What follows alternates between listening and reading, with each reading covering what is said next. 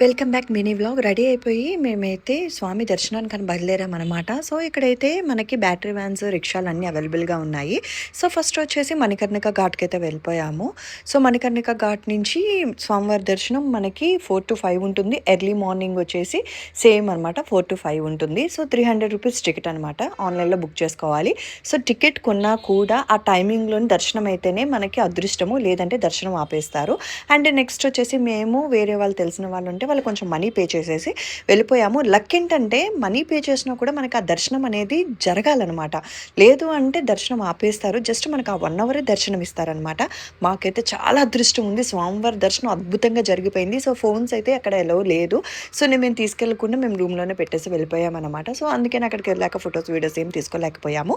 So, Manikarnika ఘాట్‌లో మొత్తం అంతా చూసాము. సమ్మర్‌లో మాత్రం పిల్లల్ని తీసుకొని అస్సలు వెళ్ళొద్దు. ఎందుకంటే చాలా హీట్ ఉంటుంది. మనం వింటర్‌లోనే వెళ్తేనే బెటర్ పిల్లలతోటి. సో, ఆ ఫేస్ చేసాము. మేమైతే చాలా అల్లాడిపోయామనమాట. చంటి పిల్లతోని తీసుకొని ఆ సమ్మర్‌లో కాశీకి వెళ్ళడం అనేది ఒక టఫ్ జాబే అనమాట.